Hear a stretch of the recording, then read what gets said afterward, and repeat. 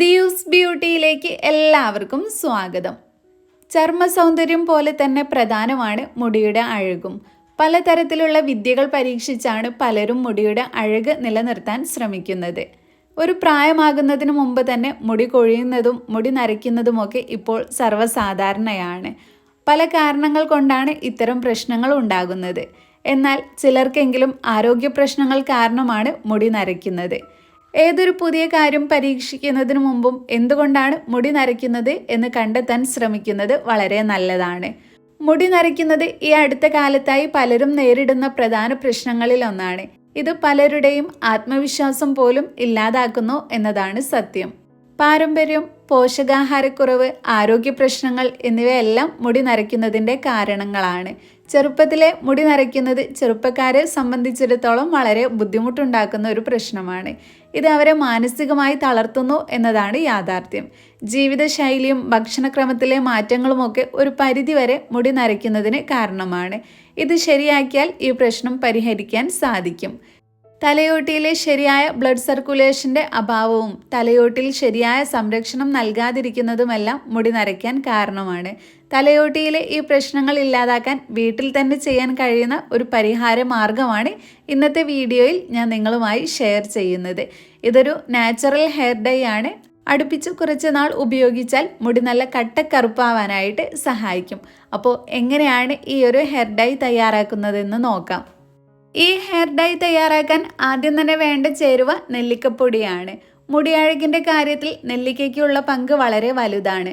നെല്ലിക്ക വെറുതെ കഴിക്കുന്നതും മുടിയിൽ തേക്കുന്നതും ഒക്കെ മുടിയഴക് കൂട്ടാൻ വളരെയധികം സഹായിക്കും. ആരോഗ്യത്തിലും സൗന്ദര്യകാര്യത്തിലും നെല്ലിക്കയ്ക്ക് ഏറെ പ്രാധാന്യമുണ്ട്. ഇതിൽ അടങ്ങിയിരിക്കുന്ന വൈറ്റമിനുകളും ആൻറ്റി ഓക്സിഡൻറ്റുകളുമൊക്കെ മുടിയഴകിന് ഏറെ പ്രധാനപ്പെട്ടതാണ്. മുടി കൊഴിച്ചിൽ തടയാനും മുടിക്ക് കറുപ്പ് നിറം ലഭിക്കാനും നെല്ലിക്ക ഏറെ മികച്ചതാണ്.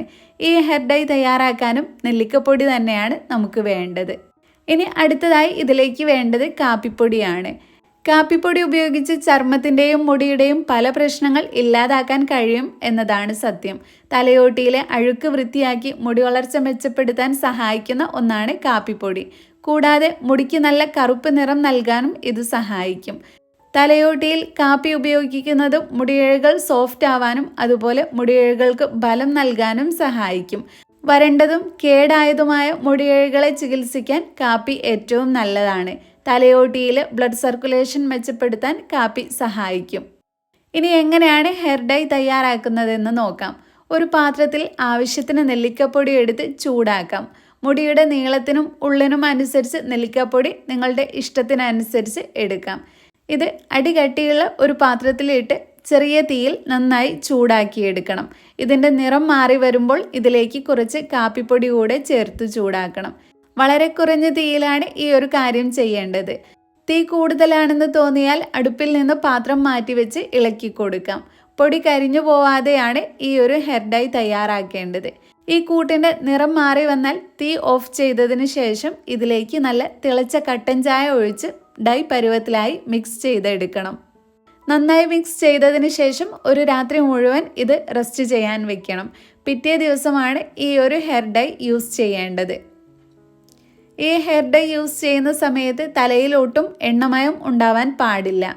മുടി ചീകി വൃത്തിയാക്കിയതിന് ശേഷം തലയോട്ടിയിലേക്കും മുടിയിലേക്കും ഈ ഒരു ഹെയർ ഡൈ അപ്ലൈ ചെയ്ത് കൊടുക്കാം. 1 മണിക്കൂർ നേരത്തേക്ക് ഇത് തലയിൽ വെച്ചതിന് ശേഷം കുളിക്കുന്ന സമയത്ത് കഴുകിക്കളയാം.